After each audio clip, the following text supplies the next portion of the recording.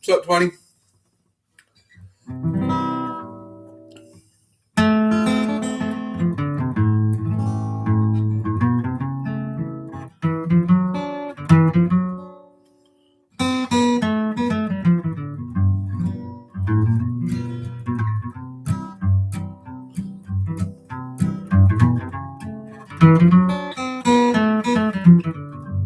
Kind of messing with a little run there. I think I might do a lesson too on bass runs, moving from chord to chord, interesting ways to transfer from chord and stuff. A lot of people play a lot of basic rhythm, and a lot of times I hear even professional players where I'm like, ooh, I would have did something there from like C to A.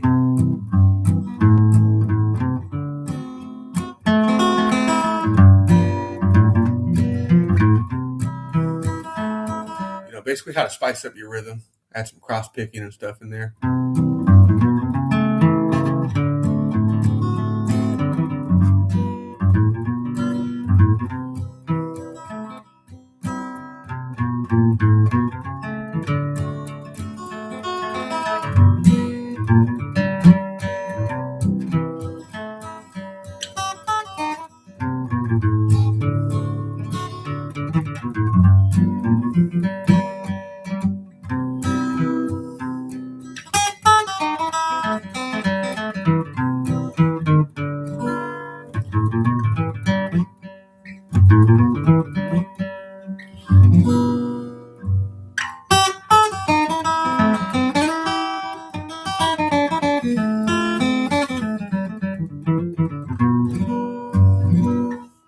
Got my decaf coffee. Been switching to decaf lately.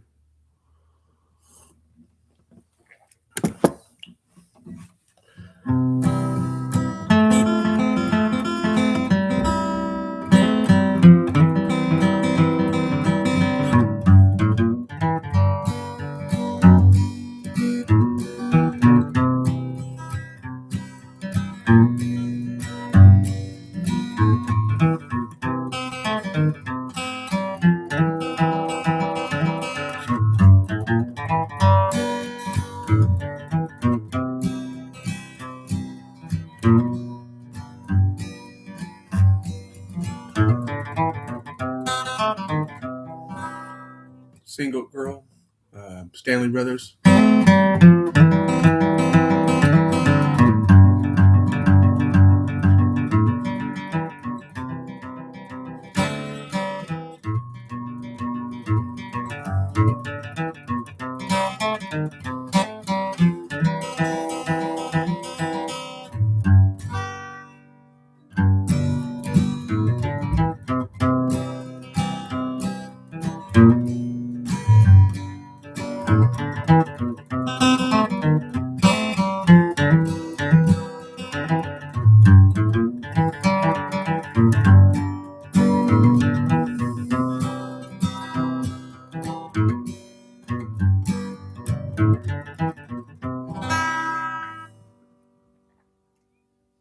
Yeah, I picked up my electric last night. Well, actually, that's my dad's guitar. My dad gave me this one. Actually, this is mine. He let me borrow his. It's a Paul Reed Smith, and it's a pretty expensive guitar. Actually, plays really well. I like it a lot.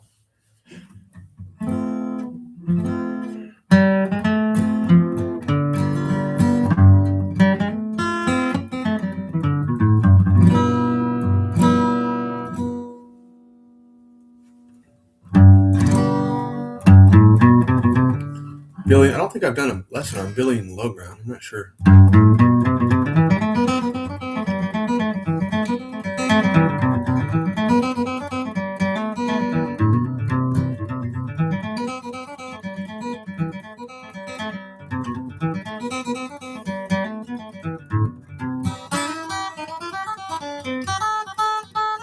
Okay.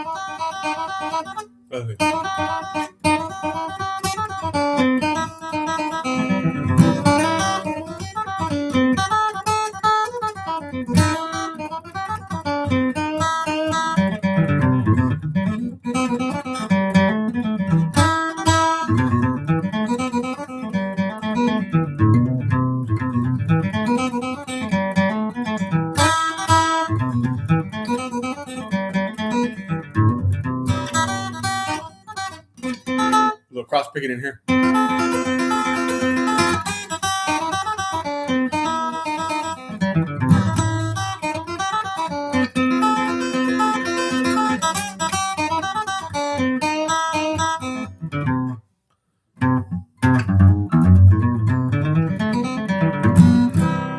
gotta work on that one. It's been a minute. I just popped in my mind after 10 years. I think it goes something like that. I heard Billy in the Low Ground starts off at an Irish trad tune under a different name. Yeah. That's probably true. A lot of these bluegrass tunes derive from the mountains, from the hills, Appalachians, right? The settlers that came and settled in America from Ireland and England and all that stuff. This is real hillbilly music is really Irish music and stuff like that. It wasn't here in America before that time, and we just kind of turned it in. We called it hillbilly. We called it old timey.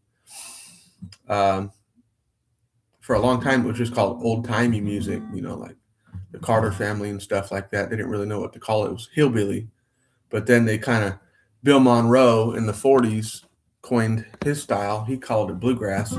Had a little bit more twang in it. He had a banjo player and stuff like that. And they call Bill Monroe the father of bluegrass. That term actually came from Bill Monroe, bluegrass. And that started only in the 40s. So this music isn't that old, 1940s. And so after that, you had bluegrass, and then country was becoming more popular and already existed. And then around that time, you started hearing about Texas swing and stuff like that. But it all really comes from, yeah, like you said, Ireland and stuff. That was a big part. All right, man. See you later.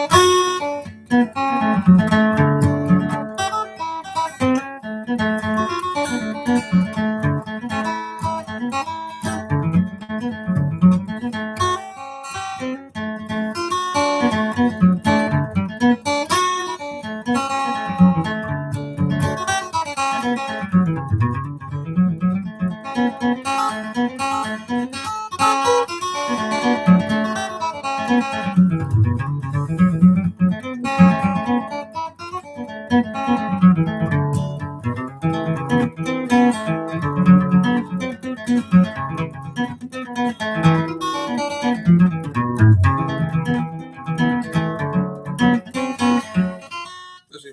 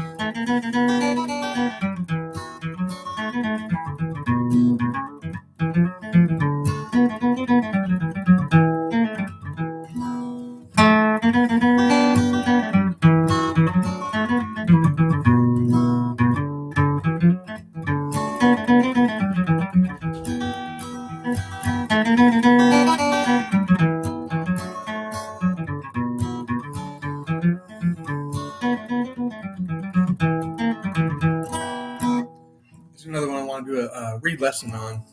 Little Sadie. Sorry, it's a little dark in here. I need to turn my light on real quick.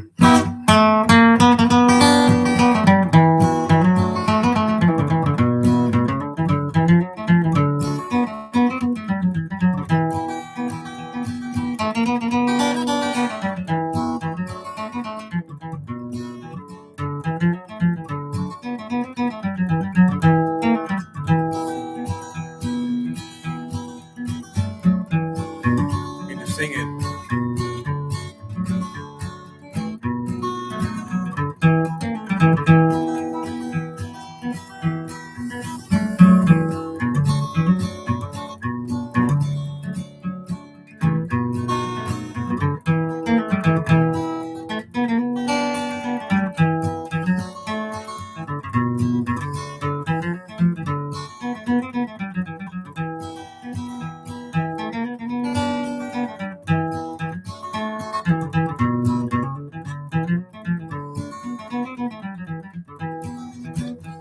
John Henry. You know what? I used to know that one. I totally forgot it. But that's another one that I wrote on my list of things that I want to do lessons on because I've never done a lesson on it. And I did learn it at one point. I started picking it kind of like I heard a fiddle play it. And I played it real fast. So that's one that Doc does that one, right? John Henry was yeah, I know that one.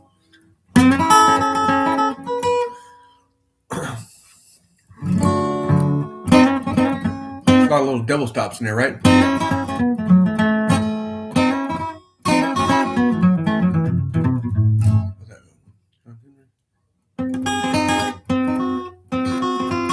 If I remember right, there's a lot of cross picking section in there.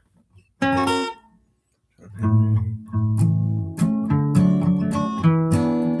me see. No, I'm thinking of Salty Dog Blues.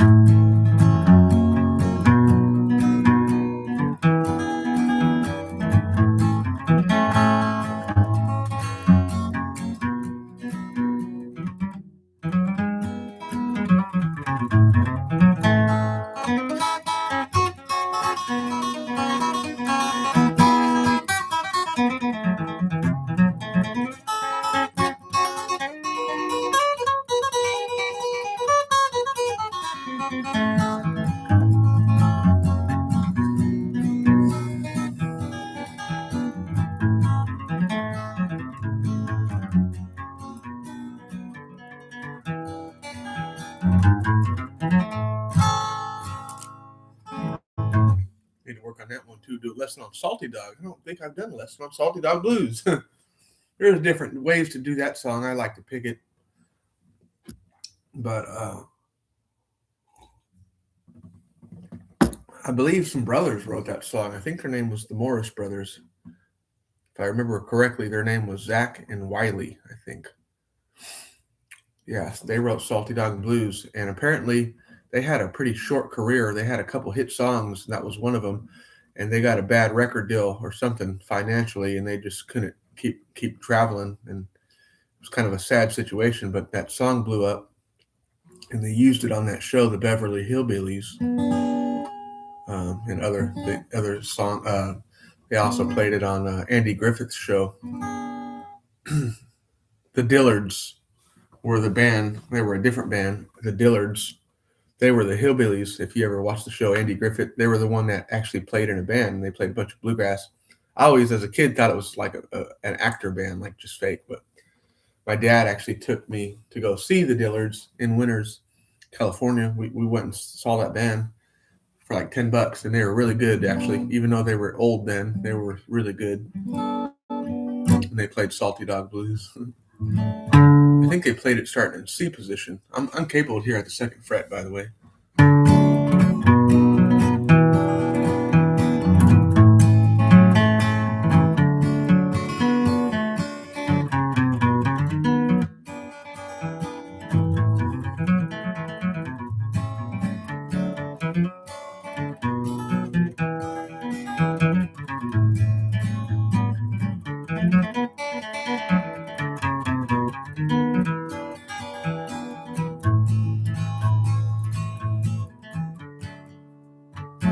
Go into different songs too, you know. I like to kind of like play, blend some of them in. You know?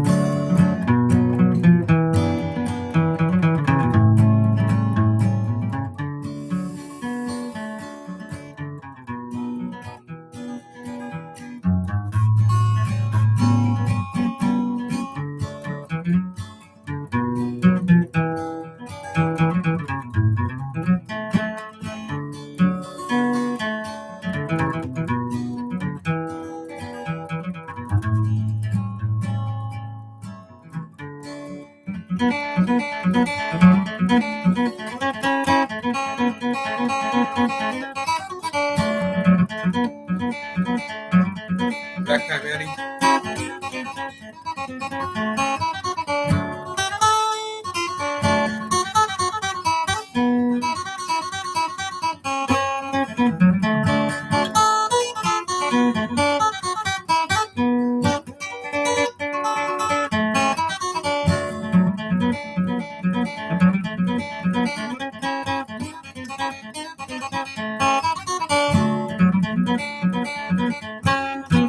Right on, buddy. Yeah. Bounce on out. Tap in later, man. Thank you for stopping by. Anybody wants to know? I'm supposed to be saying this. I'm gonna start doing some lessons on Zoom, some in-person lessons. If anybody wants to pay a low price for guitar lessons to really go in depth, I'm thinking about only charging like $40 or something like that for an hour or whatever, just to get started. A lot of people have been asking me about lessons on here on Zoom and stuff to really break things down they want, but I haven't figured that whole Zoom thing out, but I'm having someone help me with that now. So Lord willing, we'll have the lessons up soon.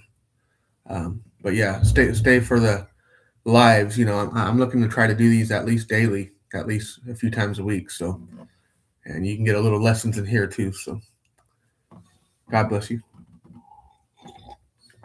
Denmark. All right. Good man. Denmark. I'm from California. Don't judge me.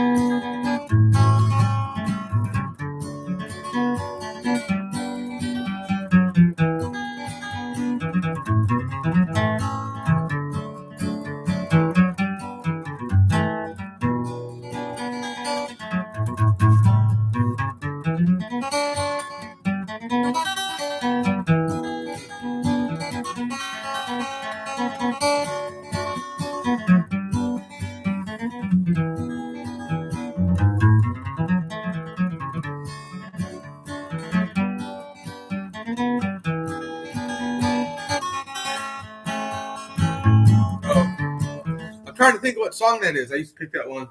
I think it's Don't Let Your Deal Go Down.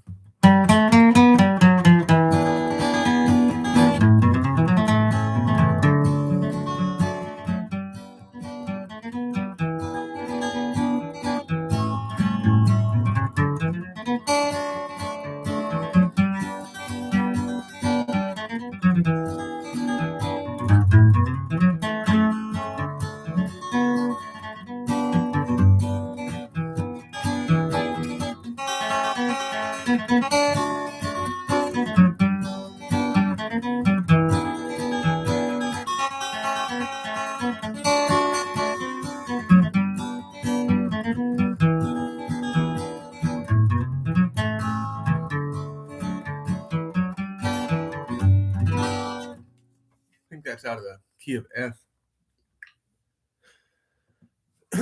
Yeah. Let me get my light on here, folks. Take a minute here.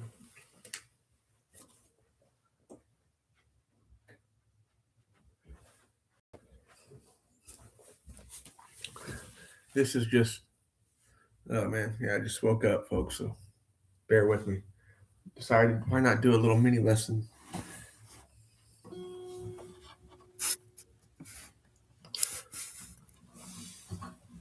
Let me see, get my goofy self out of here and maybe more on the guitar. That's what y'all want to see here.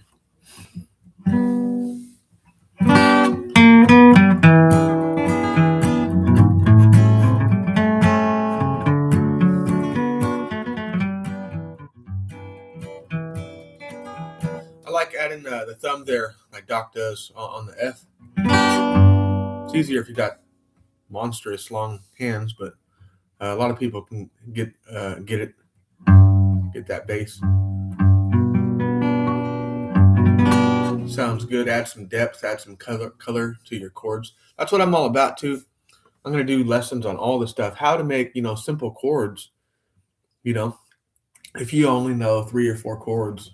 And obviously in bluegrass music, country music, hundreds of our songs are done in 3 or 4 chords, 5 maybe. But you can take those chords and see, that's the awesome thing with bluegrass music and country music and music like this, flat picking, is you don't have to know 1,000 chords. You can know 5 and then just do subtle variations. And technically, yes, they are different chords.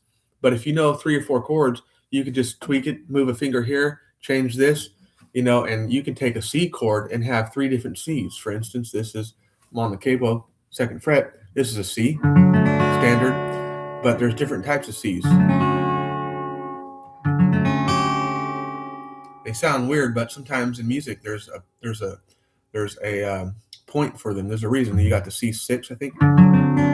Doc Watson uses this a lot. Hear that?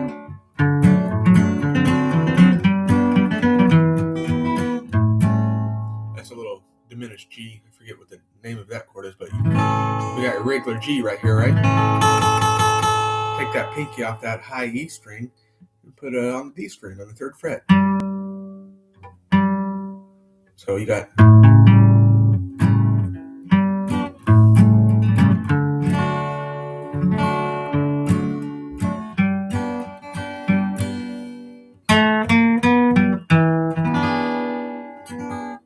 D7. I always play the D7 rather than the regular D.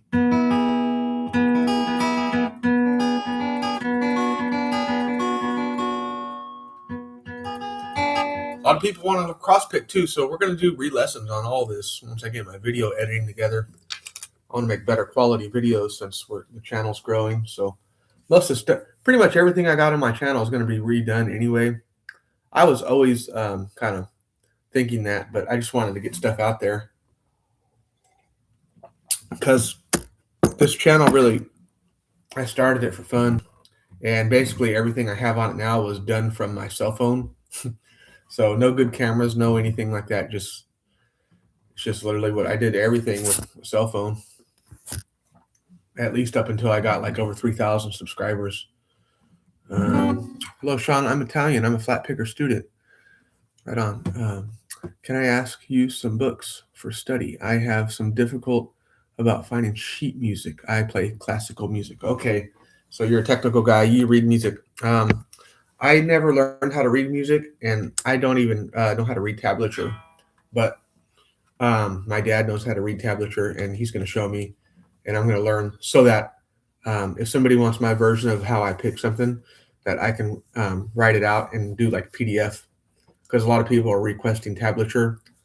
I'm probably the wrong guy to ask on some books, but I used to do some DVD studies. I used to watch this flat picker named Steve Kaufman, and he had some instructional videos through I forget what the company was, something Bay, B-A-Y, Mail Bay. They were books, books you can order. You can go to like Watermelon Music or Music Center, and they had these books, and they had DVDs in them.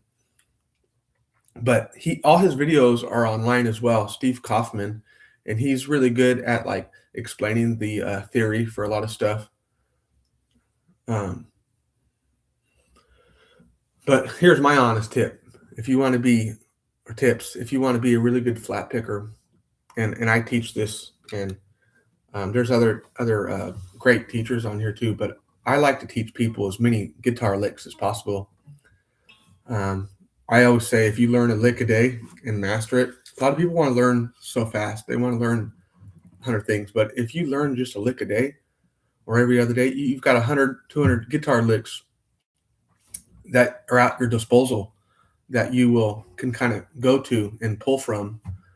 If you're in a jam session or something and you're like, ooh, and then you've played them so many times, they just come naturally after a while. If you learn a guitar lick and you literally practice the heck out of it, 1,000 times, like just play that for that day. If you learn something,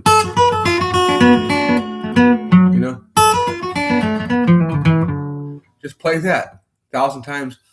And then when it comes time for that lick, if you played it enough, it's going to come naturally, or it should. And so that's the way I go about teaching people. I always say this, like, if you learn 100 guitar licks, eventually you can put them together like a puzzle piece, especially if you learn licks in different keys. and stuff like that, you can kind of your ear is going to start to pick up on it. I was showing this last night. If you learn this lick, that could be in a song. It can bring you back to letting somebody else solo. It doesn't have to stop, but it could be an ending lick as well, and you can add something to it. Something like that.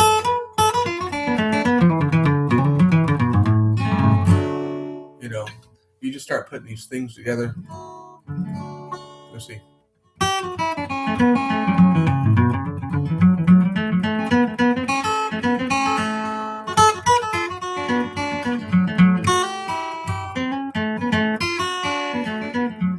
It's my favorite one here. Listen. I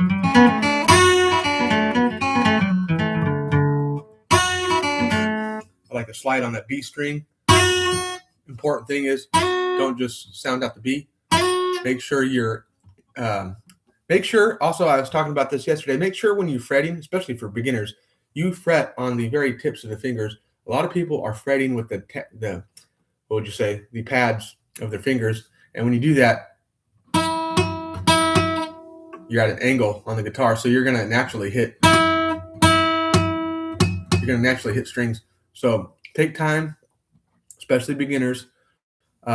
If they're playing chords, make sure you're fretting on the tips of your fingers. And also, I said this yesterday, and I never knew that I had to say this, but yes, trim your nails. A lot of people, I think, are letting their nails grow out, and it's causing them to not be able to fret, to use your fretting hand correctly. You have to trim your nails, and also even if you have a cheap guitar, spend $100 and take it to a guitar luthier and have them set it up. Not only will the thing stay in tune, but the strings will be closer to the neck. The action will be good, and it will make picking and fretting and making chords all easier. I know a lot of beginners start out, they start out with a cheap guitar, and that's okay, but you got to make sure the thing plays good, because it's going to make playing and learning harder than you think it should be. You're going to be like, wow, this is harder. But if you just get a good guitar, it's going to be a lot easier on you.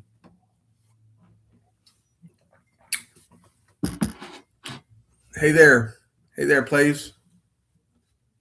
Welcome in. Yeah, we got 3 folks here. We got 3 people in.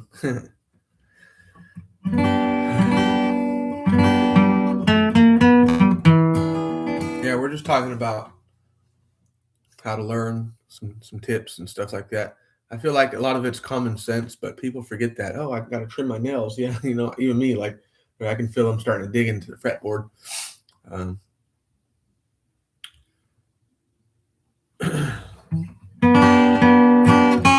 And take your time, slow it down. If you learn a lick right here, if you could play it faster, don't at first. Play it slower than you want to. This is going to teach your brain. This is actually studied. I don't know the terms for this. It's a sciencey thing, but yes, doing anything. This scientist was talking about this. They were talking boxing, music, whatever. You're learning a new combination on the pad. Do it slow and you throw a jab. Make sure that jab comes to your face before you throw another punch.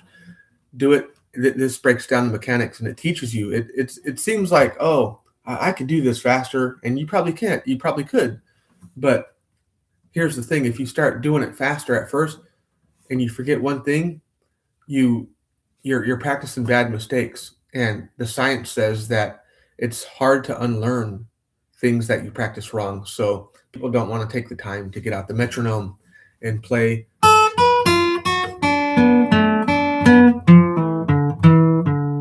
When you do everything right, take time, a couple weeks, couple days, whatever, then speed it up. And another thing too is if you speed it up and you start practicing mistakes again, okay, that means you're not ready. That's another thing. That means you're not ready for that lick at that speed. So slow it back down again. And it's okay, because you're going to be there eventually.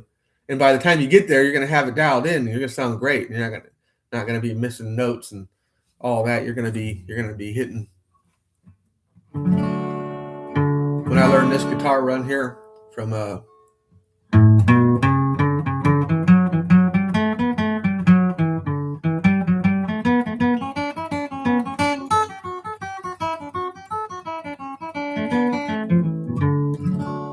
learned that from Doc Watson. He played that on Black Mountain Rag. So I learned that run in there. I broke it down into 3 pieces. Piece 1. That's it. I just practiced that. Starts with a downstroke.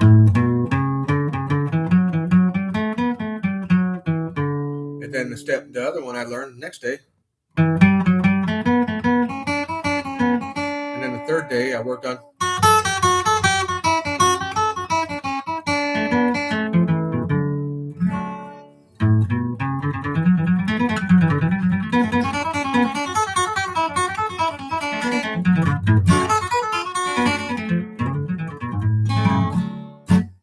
Or let's see. I like that one too. Yeah, definitely. I think that beginners will, because a lot of times beginners will forget notes. So you can only give them so much. That's why I like to break up the lessons. That's why I do so many shorts. I do so many YouTube shorts. I show them how to play it real fast at full speed, and then I take 30, 40 seconds of the video to play it slow 3 or 4 times so that they could not have to keep repeating the video. They can just keep watching the video, and it also helps to get more views, but it also helps because they could just keep watching it and play along with me.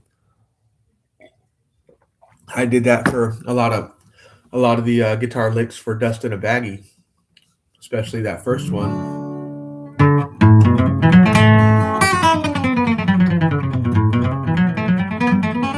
Let's see.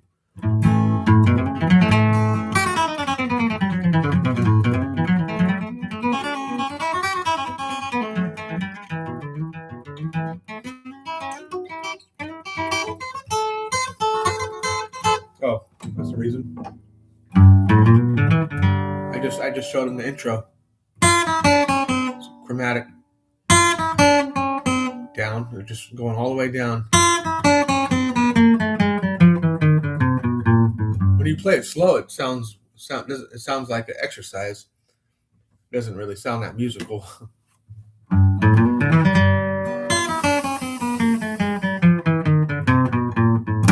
That would be part 1 right there. You can just practice that.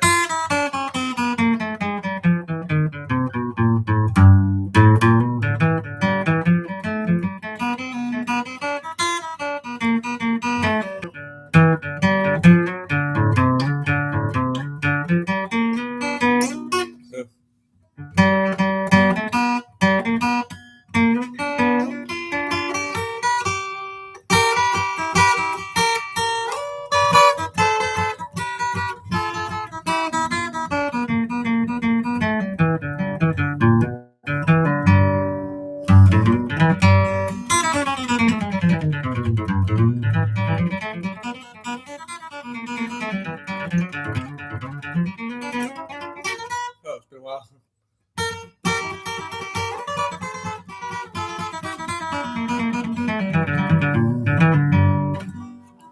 When do you increase your metronome? Sorry for my English. No, your English is fine. I understand you.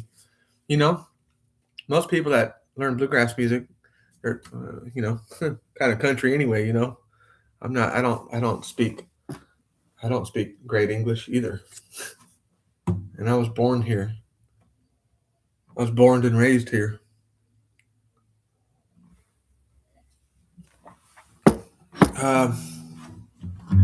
What'd you say? When do you increase your metronome? Well, I'm not saying you can't increase it just to see, but if you're increasing it and you find yourself messing up, like go ahead, learn a lick, increase it, see how fast you can play it. And what I mean is see how fast you can play it without messing up. If you start messing up, dial it back a little bit, and then play it to where you can play all the notes and play it at a good cadence and it sounds good, and then just stay there a while. You know, a couple days, week, whatever. You're in no hurry. And if you do this, you're picking economy. You're just gonna become a better player in quick. That's one thing people won't do. They won't play with a metronome, and you get good fast.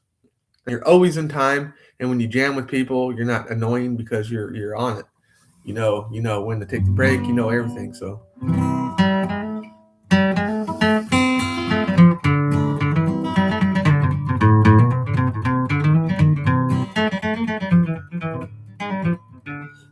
know.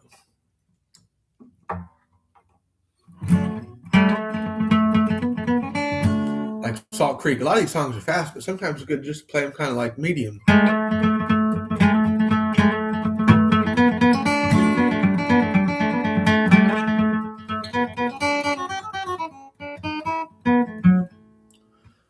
I increase in a BPM. I don't make mistakes.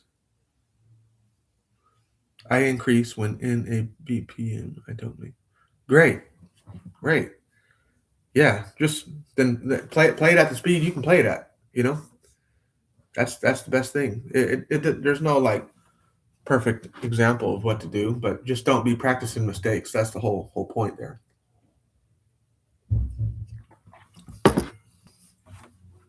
And there is on YouTube, there is a lot of I'm sure you know this, but there's a lot of fiddle, bluegrass, country tunes. If you just look up the song and then put backing track, and then you put tempo 100 beats per minute. A lot of these people have, especially for bluegrass, like Old Joe Clark backing track. They have like 5 different ones, 5 different speeds, so you can practice a song with a rhythm behind you if you don't have somebody to play with. I've done that before.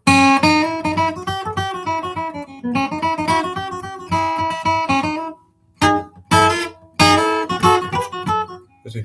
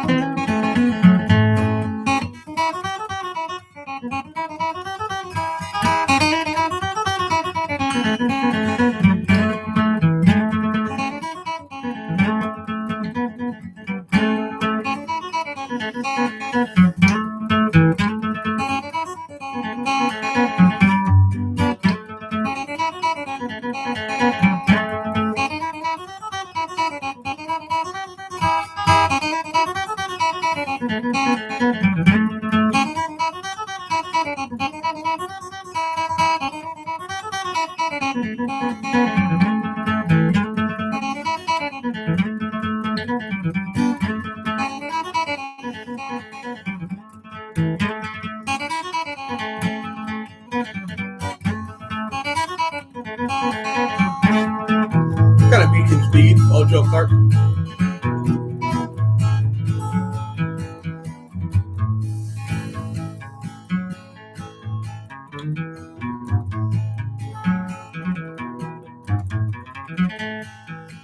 Going F. I use a thumb for the F too.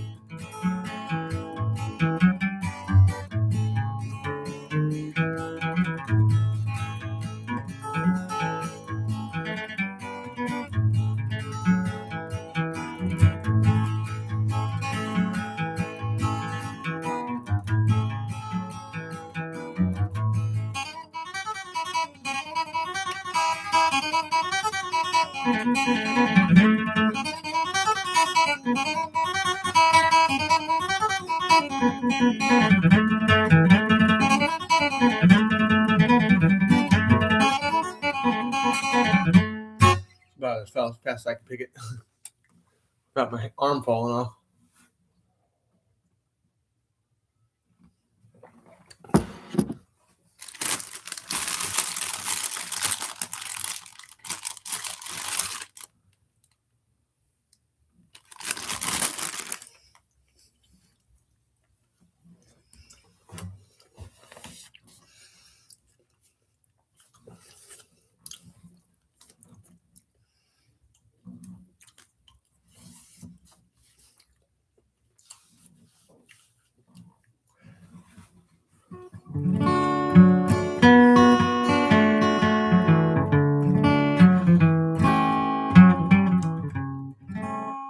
But yeah, I keep wanting to tell everybody this every so often, so my subscribers know. I'm going to start doing some lessons on Zoom here.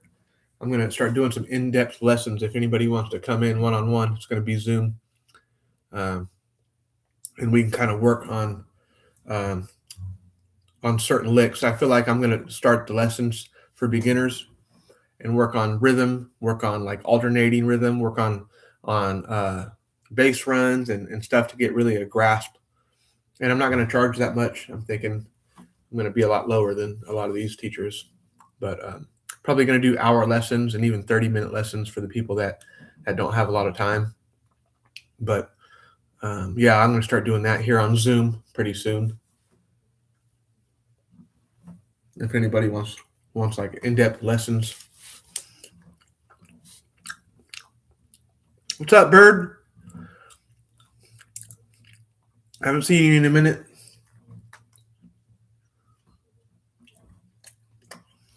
I'm gonna start doing lessons on here on Zoom. See how that works.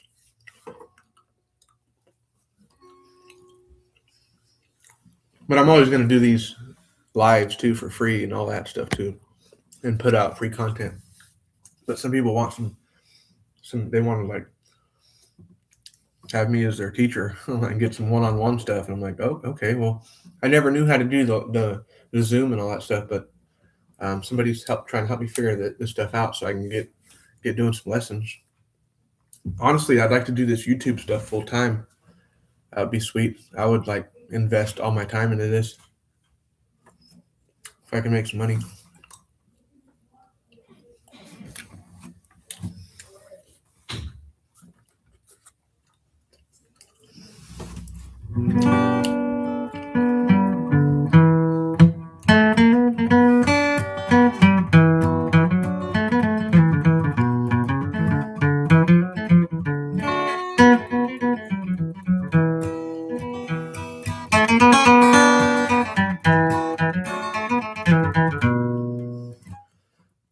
Live stream. Yeah.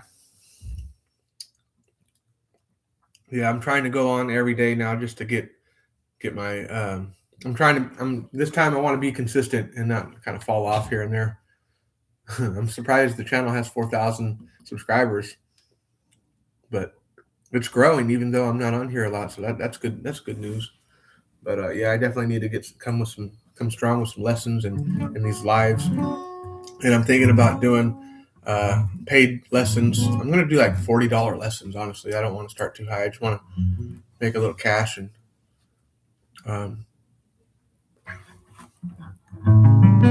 make that a normal thing. I'll probably do lessons 2-3 times a week, maybe. I'm not sure. I heard if you do those vertical streams on here, you get more viewers.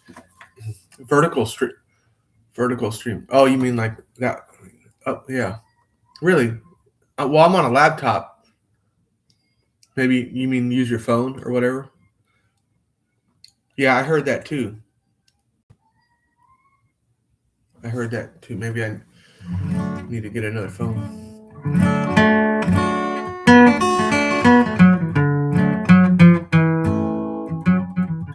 I'm less concerned about the number of viewers and more concerned with the number of actual guitar players I can help. Because a lot of people just get a lot of views and stuff, but they're just like random people. Most of the people I get on here, though, they're actually like subscribers or they play guitar, so that's sweet.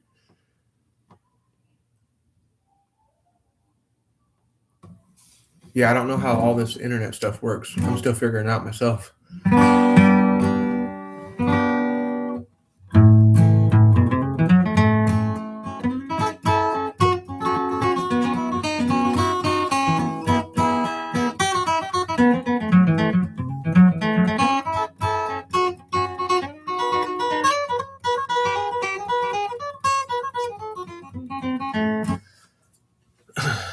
I'll take a lesson, bro. I'm selling my electric guitar and buying an acoustic. Sweet, brother. Yeah, I'm going to start out like hella cheap, like $40.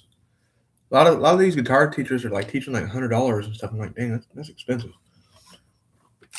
And I want to come way under that so I can like get people to like do that because that would help me out tremendously. And it'd probably start out with like 10 people on the Zoom, small, but hey, you know, that'd be awesome. And I'll like break down things really slow. One of the things I have is like tremendous patience. So if somebody's like, if the class is like struggling on a guitar lick, We're gonna break it down slow, and we're gonna play it 100 times. I don't care. I want people to leave and get something that they can go and practice it right, and then come back the next lesson, and then we can add something to it, and then we can add, and then start putting these things together. That's how I like to teach. There's plenty of people that know I know some music theory. There's a lot of people out here that know tremendous music theory, but they just go so fast, and people are leaving like what just happened. And I feel my frame of thought, and this is how I learned, and I learned from a record player. I learned from Doc Watson, just listening, using my ear. I teach people, like, use your ear, slow it down, get the notes right, play it slower than you want to, and let's break this thing down lick by lick. What's actually going on here? And they're able to get it. If you break it down, a guitar run that Doc does in Black Mountain Rag, it's pretty daunting to hear it. You're like, I can never get that. But if you break it down, piece by piece, put it together like a puzzle. That's what I always say. Then you can get it, I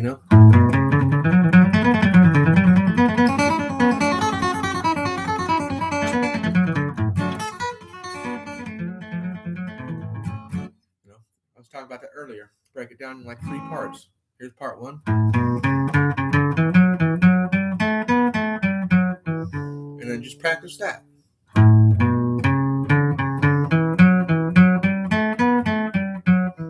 And then next time, tackle this.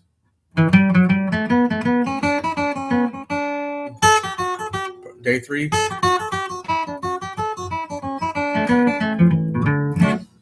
Should we learn theory? Yes. I use my brain power at my job. Yeah, I know. Go look up Circle of Fifths. It's a very, it will show you basic theory. Circle of Fifths. That talks about like progressions and what you can do and what you can, and why certain things work. But I'm gonna be honest with you, and I don't know that much theory. My dad knows more than me. It's about, and he's a good player too. It's about learning as many for bluegrass and hillbilly music, country. Learning a bunch of guitar licks. Learn so many of them that you can pull from them. Whenever you're in a jam session, whatever you're doing, your brain, you've had play these licks hundreds of times, and you know what is what, and you can sometimes you learn so many guitar licks, and then when you're playing a solo or something, they just naturally come out.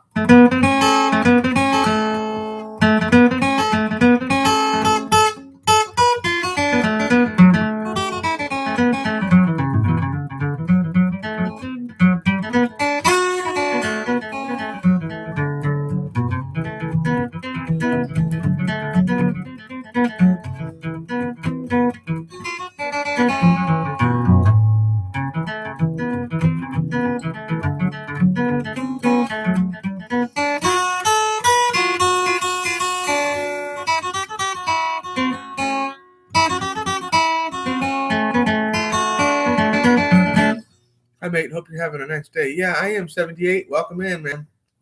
Thanks for stopping by. I'm just repeating myself. I'm telling everyone that I'm back. Hopefully, going to be more consistent this time. I'm going to start offering lessons on Zoom. If anybody wants to do like some paid lessons, I'm going to be doing really low prices on some lessons. If people want in-depth lessons, we'll be focusing on mostly beginners, rhythm stuff, simple guitar licks, bluegrass, hillbilly licks. Kind of just, I guess I'm going to lead the lesson with just like, where would you start as bluegrass, as a flat picker, learn a handful of chords, learn some good guitar licks to go with it, show you how to put it together. That'll keep people busy for a while.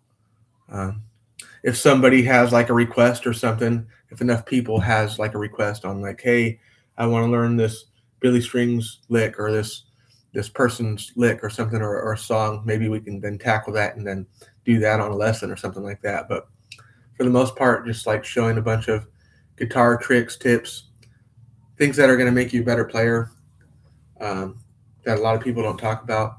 I was just talking about one thing the other day. It was yesterday. It's so simple. People are like, oh, I'm having trouble fretting the guitar. I'm like, well, check your fingers. You need to cut your nails.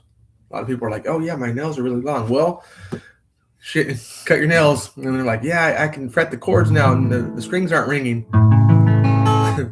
So, simple stuff helps too. I always tell people, get your guitar set up. My dad taught me this.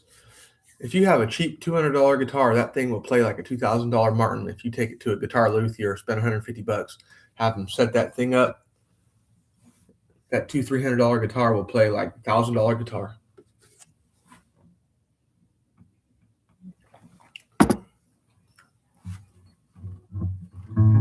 I'm having a decent day. Thank you, buddy. I actually just woke up. I had a long night last night. I was on here doing a live actually.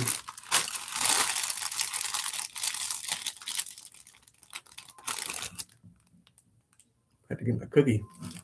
Decent acoustic. I really like Alvarez guitars. Obviously, I'm going to tell you to go buy a used guitar because you're going to get like 3 times the guitar for your money. Just get something somebody took care of. Yes, go get an Alvarez.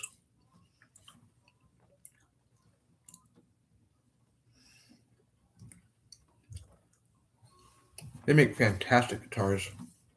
They look a lot like a Martin. They play just as good. My dad has an Alvarez. It almost rivals this. This is like a $4,000 D18. I used to play that guitar. He gave me this one.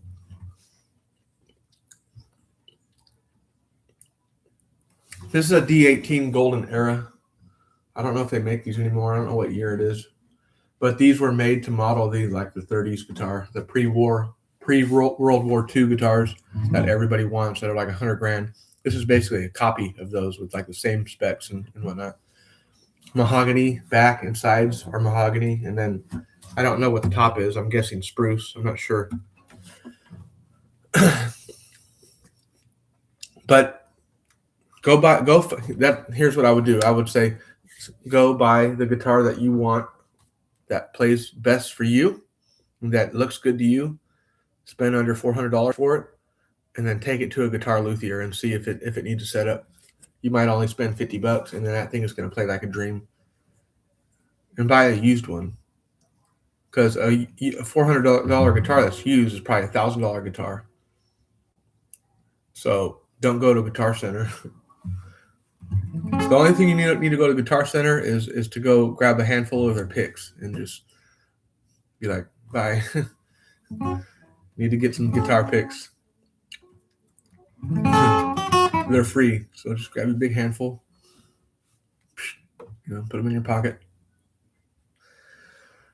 Don't get caught up in all the sales tactics that they're gonna do.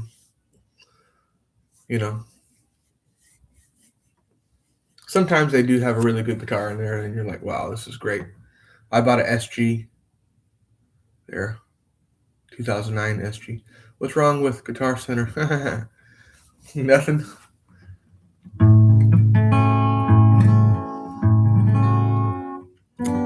You're going to pay full price, that's for sure.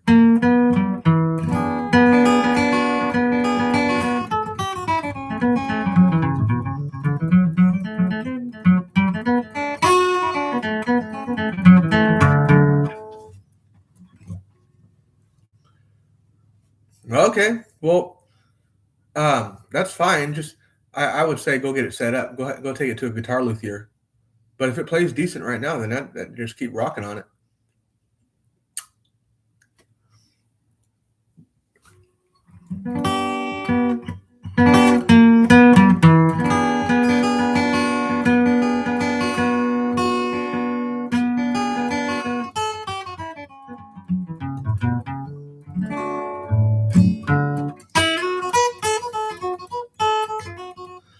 You selling it already? It sounds like you want to get it. That's an electric, huh? And you want to get into flat picking?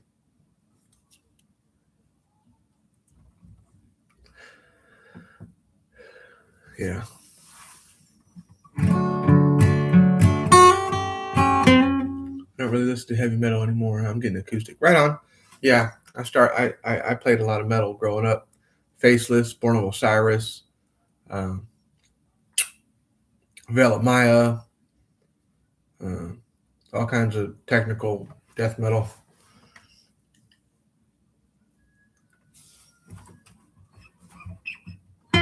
Let's see. I don't know if I can sweep on this.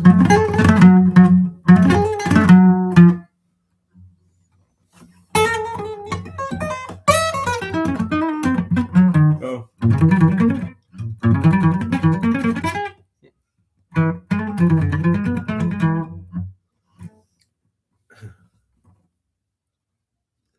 Haven't played any metal for like 20 years.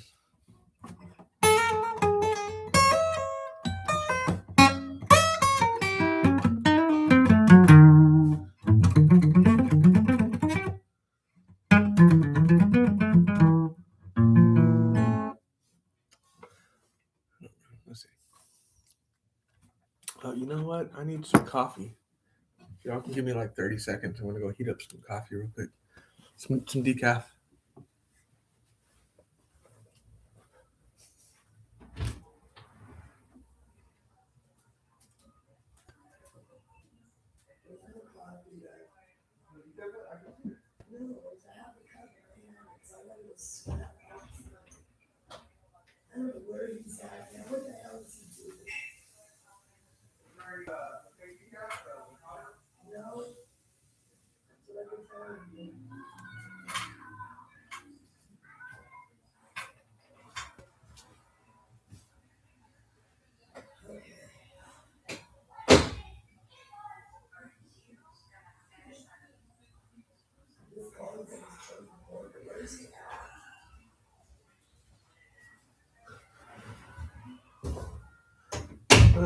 No coffee left.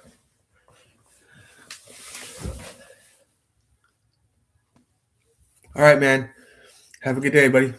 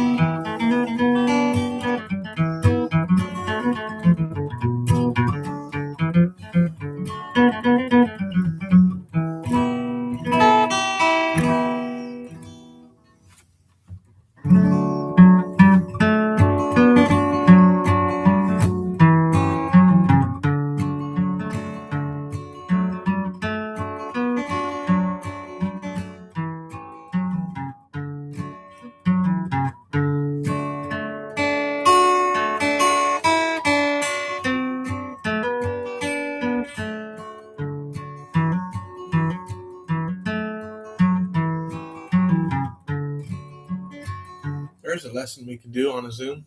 I could teach people Wildwood Flower. That's the first song my grandpa taught me.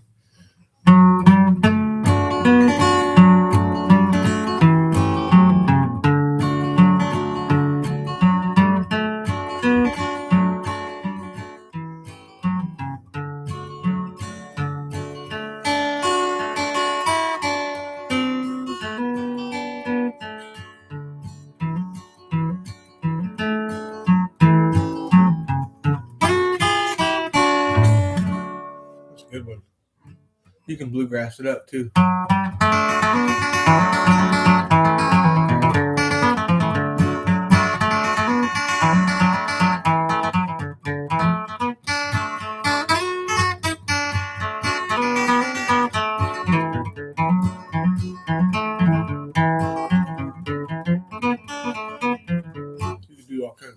song.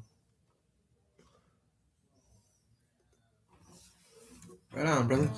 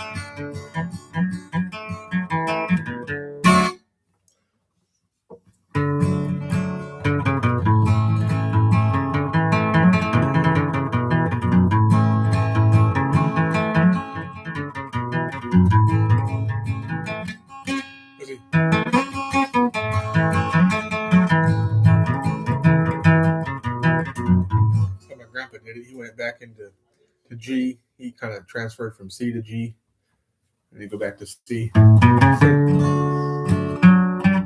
Carter family did it kind of like this.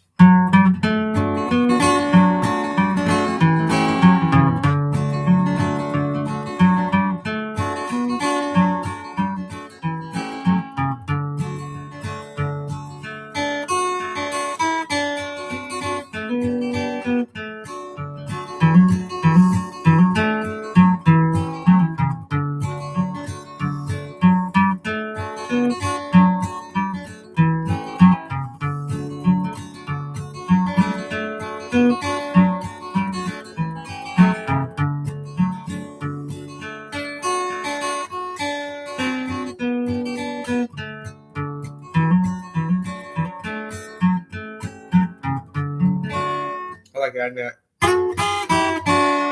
Or that's really cool. That's only two strings there, the B and the E. Kind of slide in from the 2nd fret to the 3rd. That's an ending, a guitar ending for like 100 different songs probably. You can do that all the time.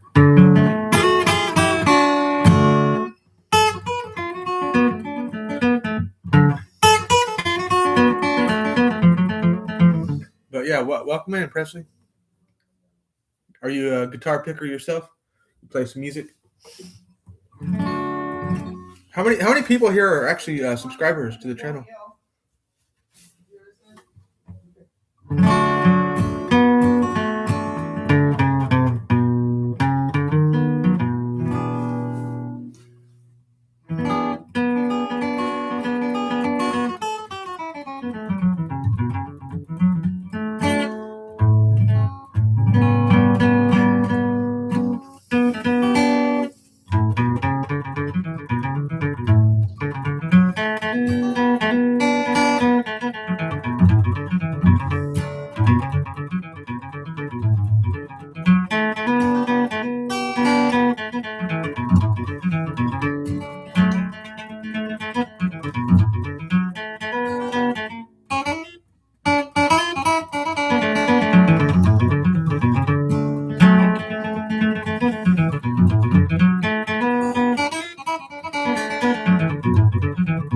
Lost Indian. That's a cool little one.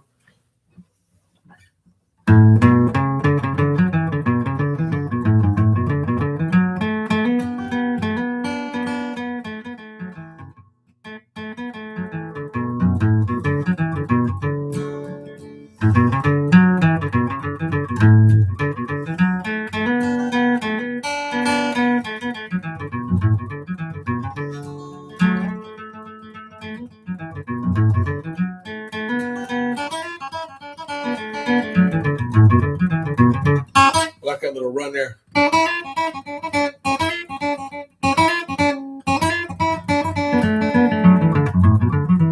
Little slide there. A little slide into the cross picking.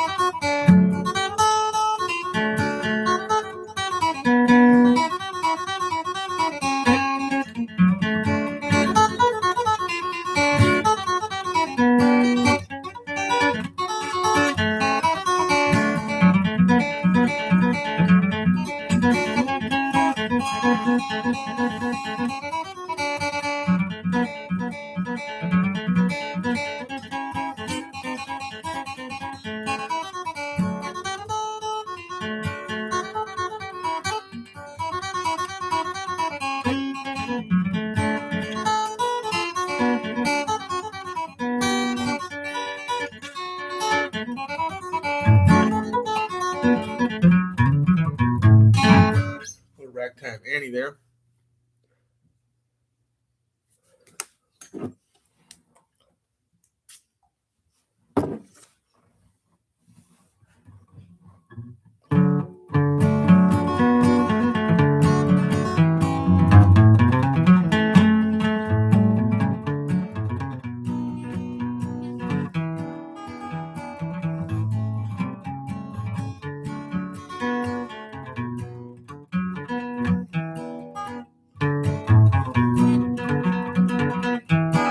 That's a cool little cross-picking deal there. In A. I don't know where I heard that. So you can do all kinds of stuff. If you know how to cross-pick, you can add cool little fills in there in your chords.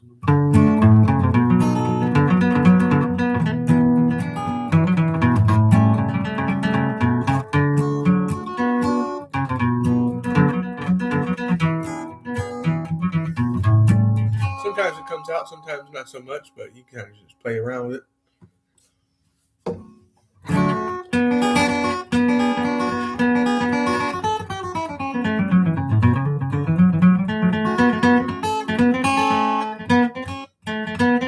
It's one of my favorite guitar licks to go to.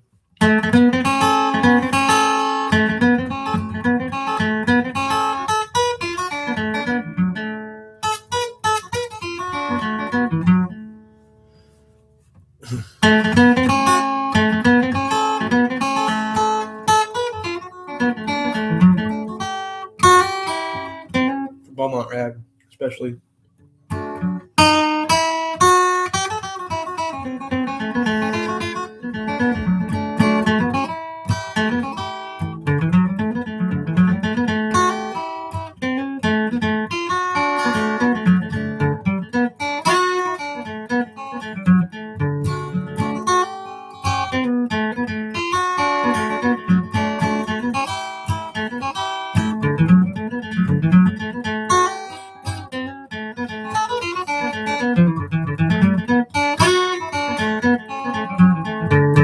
And then that cross picking that it goes into, really sweet.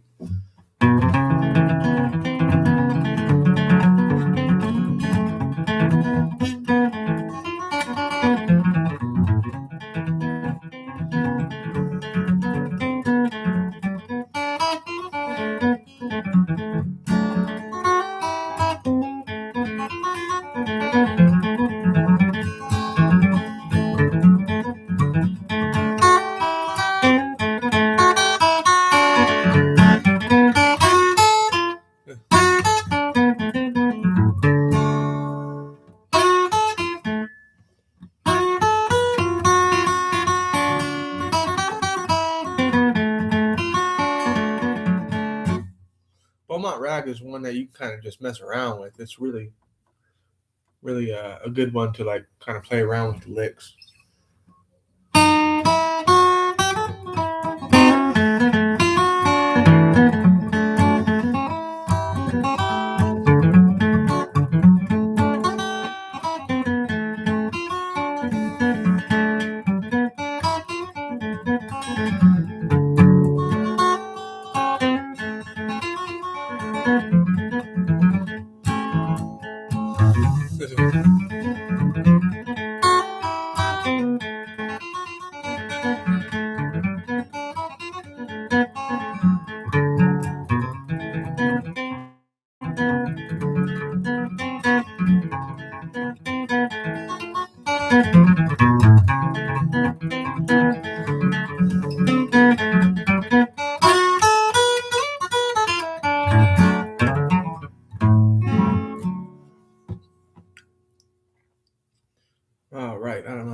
stuff here. Got one person still in. Who's still in here? Who's still on right now? If everyone could just, one of you, just like the live. Maybe it'll push it, get it going.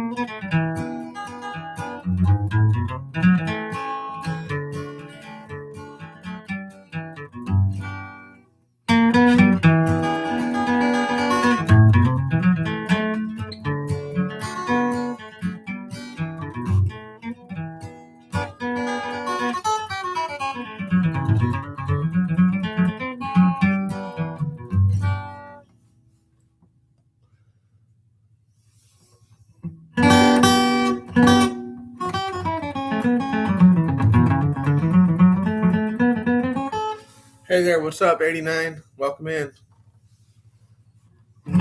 Just chilling, chilling out, playing guitar, eating a cookie, whatever. What's up, though?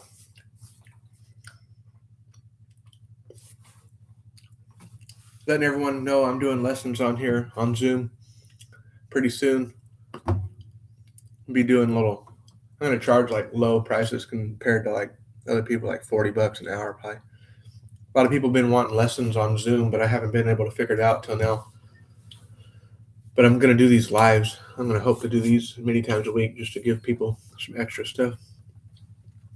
I've been playing guitar for about, let's see, since I was like 9 or 10. I did play when I was like 7, but that was kind of off and on. About 25 years, I'd say. I'm 34 now, so.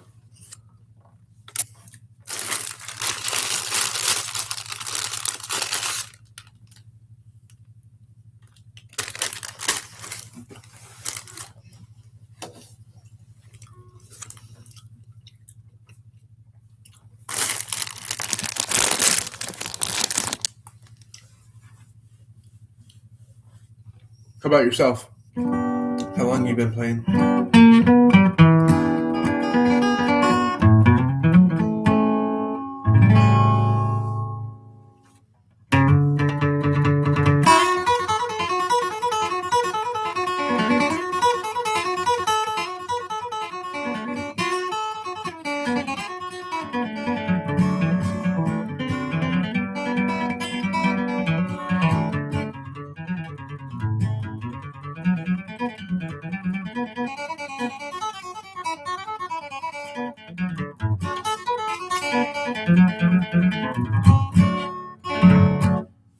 I just started a few months ago. It's like rocket science for me. It's okay, man. Stay tuned in. I got a lot of free little. Watch the YouTube shorts. I break down a lot of chords, a lot of guitar licks, and I'm going to be playing mostly for beginners when I'm doing my lessons here on Zoom. Like I said, I won't charge that much because I'm just getting started with doing them. And I actually want to teach beginners, show them like the basics. For instance, like I don't know what type of music you're in, but I mostly teach like flat picking and bluegrass. But I also do know some blues and stuff like that. But I feel for most beginners, they just need to learn like a handful of chords, and like strumming patterns. In bluegrass and this kind of music, there's like endless variations you can do, but you need to learn some simple chords. For instance, like your D chord, your A chord, your C, your G. And if you know like 3 or 4 chords in bluegrass music, you can play like all the songs, because really all those songs are just like these same chords just put together in different ways. So for instance, like Salty Dog Blues is a very common song, and it's only got like 4 chords.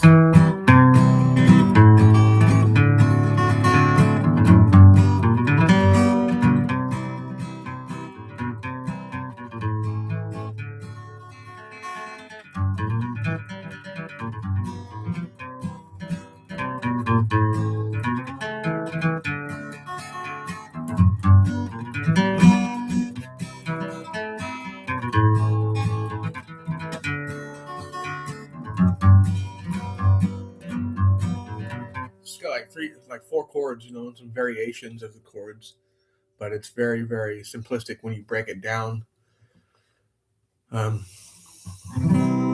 Another one that's got like 3 or 4 chords. Oh, Joe Clark. Let's see.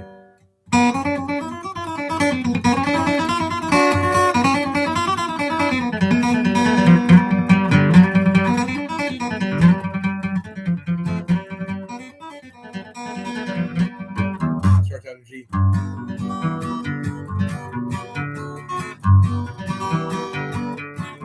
See, 2 chords there.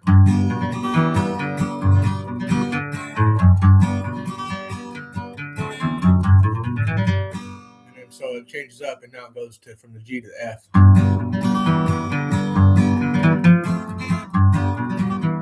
So that's pretty much it. It goes from G to D, G to D, and then it starts going from G to F, and then back to G to D. Very, very simple. Theoretically. Let me just play it as simple as I can without doing any extra stuff.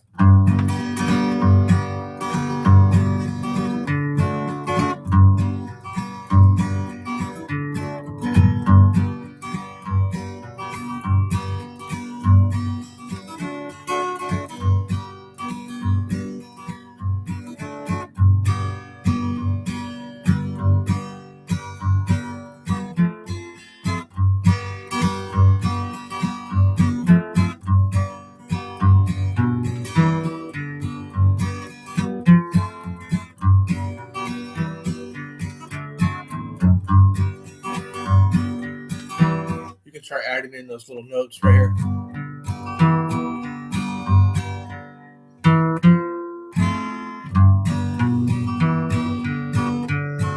And then when you get it good, you can add a little lick here.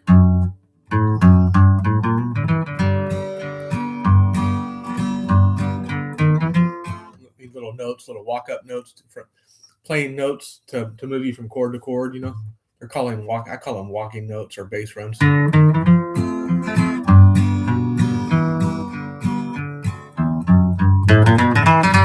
That's the most famous guitar lick in bluegrass. I have a lesson on that too.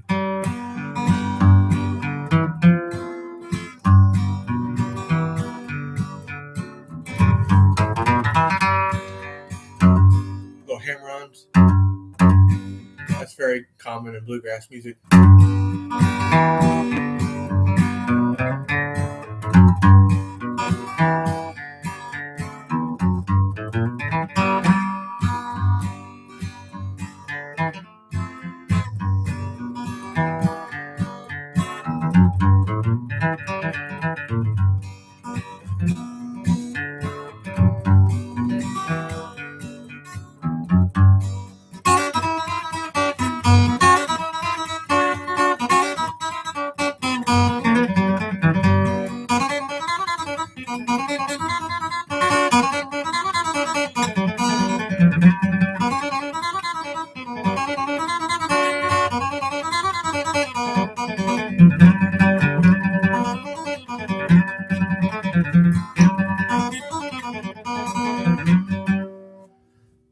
Yeah, if you follow along, man, I'll get you up there.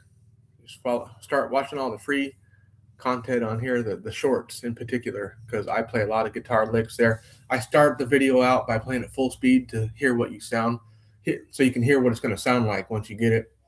But then I slow it down really slow, and I play it several times over slow, so you don't have to keep rewinding it. You can kind of just watch the short over and over, let it play, and then kind of play along with it. I learned a lot of things on myself with my ear, listening to records growing up.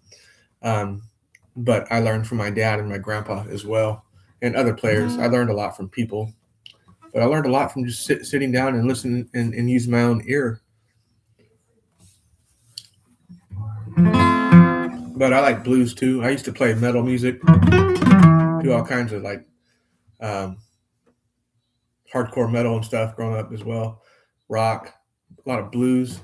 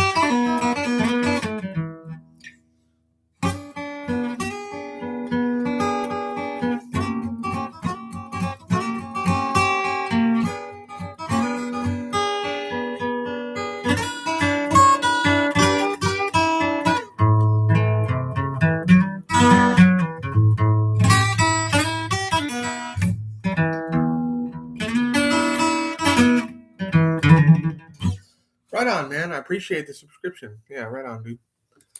Trying to build the channel up.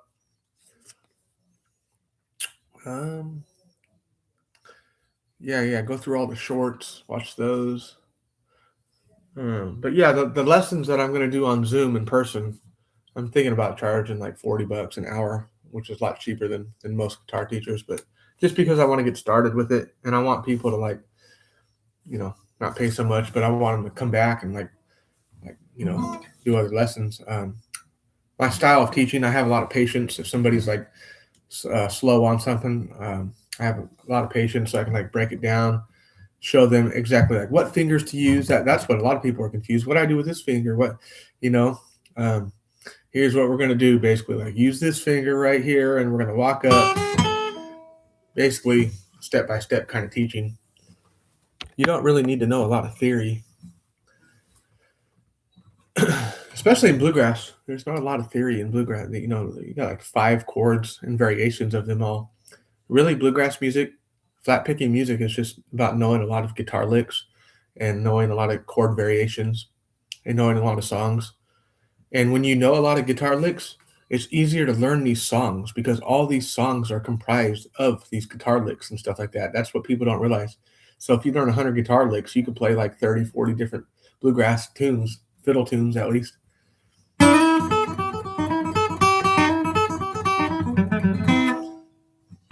That's Black Mountain Rag.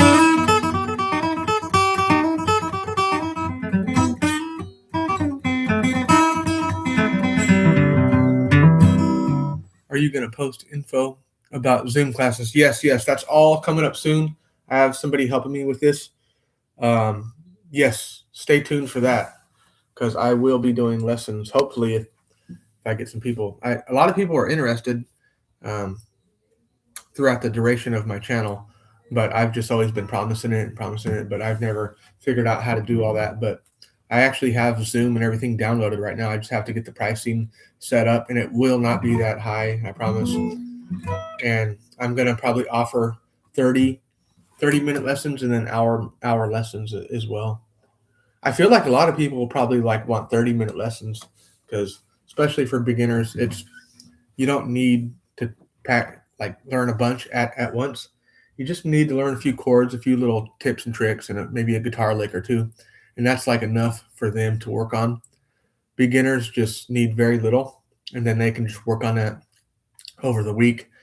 And by like the time they come back for a second lesson, they already have a handle on a lot of things. And then we can kind of revise. And if you're forgot a part, or we can kind of go over it and like make little corrections, and then learn the next kind of steps or whatever.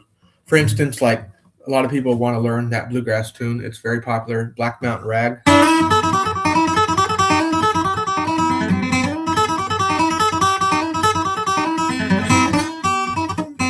It's got that run in there. Billy Strings does.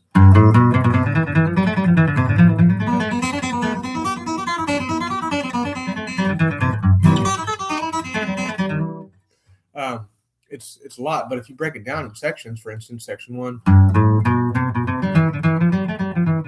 I'd slow that down and we'd get that mastered, and then that could be part 2 or whatever, and when you break it down like that, piece by piece, section by section, that's when people can really learn. If you try to just show them this 50, 60 note lick, they're never going to get it. They're just going to be like spinning their wheels. Like they're just going to be like, wow, I can't do any of this. But if you break it down, like show them a few chords, like here, dudes, here's what you do with your fingers. Here's what you do with your right hand. And then maybe give them a good lick. That, by the way, they can play for everything. Then they're happy. Then they're practicing their rhythm.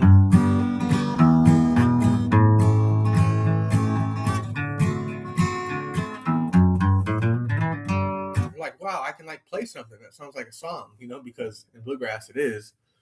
And that will work for 100 different fiddle tunes, 100 different bluegrass tunes. If you learn that, like I just showed you, well, you might have another song and then it's in a different key. Well, you can kind of just take what you already learned and you're playing rhythm for somebody, and then you can back them up.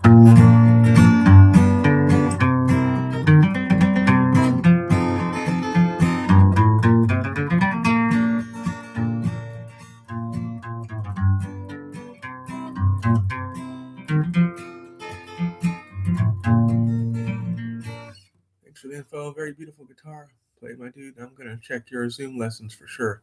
Thank you, brother. Yeah, I look forward to that. 89. Or I'll just call you the guy.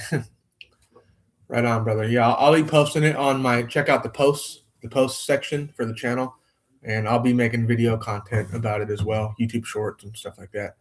And I'll always do, the free lessons as well. The on the YouTube Shorts, I'll keep doing that. Right on, brother. Yeah, it's nice to have you in here. Nice to have some people on here. Yeah.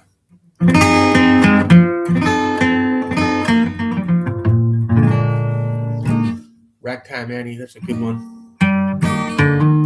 Little thing right here is called Four Potatoes. It starts off many songs. When you hear bluegrass, when you go to a jam session or bluegrass gig, you'll hear this. That means get ready, put your seatbelt on, and get ready to jam because it's going to be a fast one. They call that technique Four Potatoes.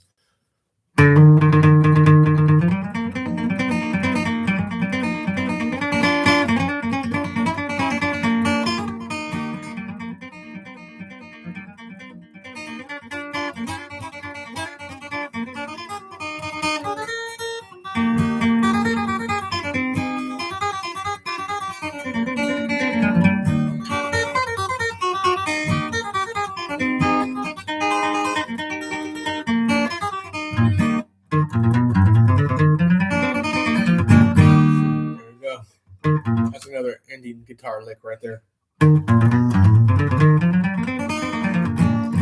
If you learn that guitar lick, you will be able to end pretty much every flat picking song. You'll be able to steal the ending. Somebody tries to do some flashy stuff, you just. As people are going to turn their head on that. Wow. Yeah, good night.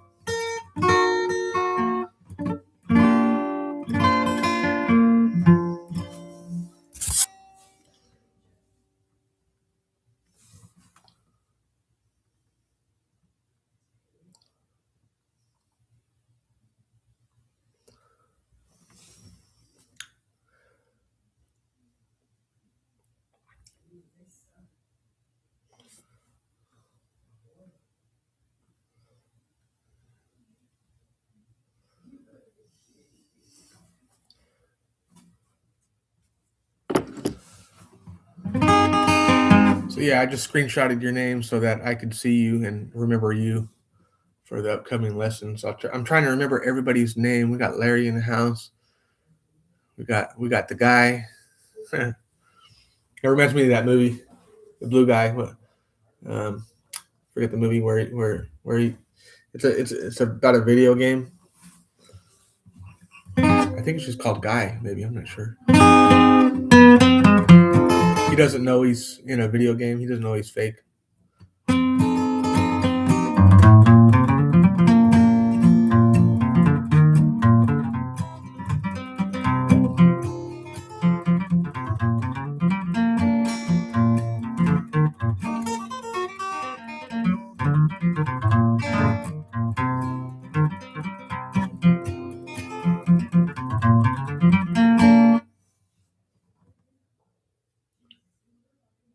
I need to get my dad on here too, and we're going to start doing some videos and some jamming. And I have a buddy that wants to get on here and start doing some jamming stuff too, some music. I have a lot of musical friends and stuff like that. Come from music family, so I wouldn't mind actually start going to bluegrass festivals again and getting acquainted with some old friends. Uh, Used to go to these bluegrass gigs and whatnot as a kid and learned a lot from them. The old timers really show you the licks that you really like. You know, they get them they're real musical. Over the time, over the last, there's a lot of great players. I'm not saying nothing bad, but back in the old days, like they used to play very tastefully. It wasn't all about this crazy style and how fast he played. It was about the notes they chose. And I really like the old players because they stayed true to the melody of the song. And what if you're playing a song and you've got so fancy and complicated where you've done lost the melody? Well, as far as I'm concerned, you've lost the whole essence of the song. You got to stay true to the melody. People should hear you, and it should sound pretty and melodic. And you know, some of these people are too damn good for their own good, where you can't even tell what they're playing. It's just it sounds robotic. It sounds like AI, but that doesn't mean they're not fantastic players. But my style is I like to stay true to the melody and really focus on the note choice. Like for instance, Beaumont Rag. I could play that real crazy and bluegrassy, but you can also play it slower and make it sound pretty. You know.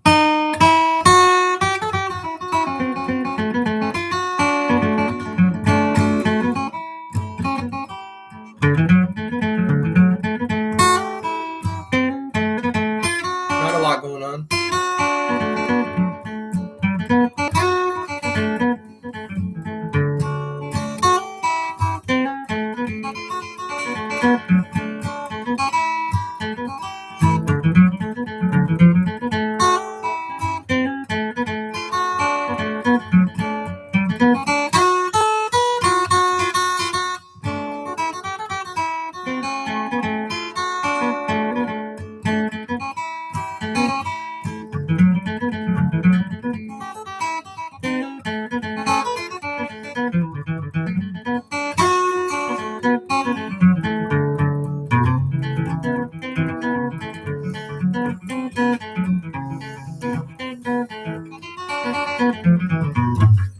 Doesn't have to be too crazy. Definitely need a haircut. That's getting kind of crazy.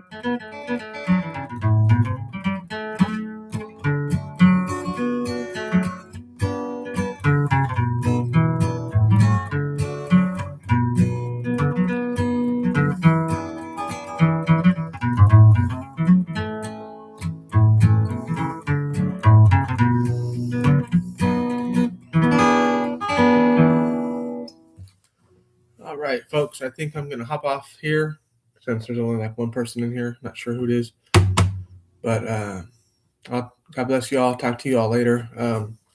Maybe I'm gonna get back on here tonight or a little later. It's 2:30 p.m. So yeah, just watch out for the lives, and bring your guitars. You know, unless somebody wants to learn a lick real quick.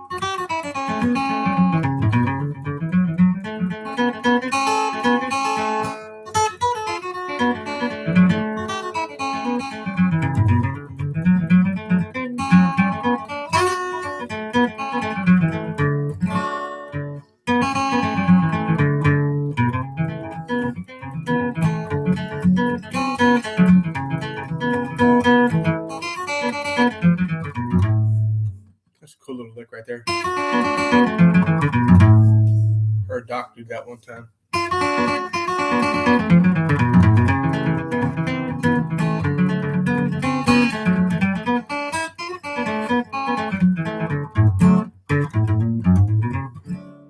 Or however.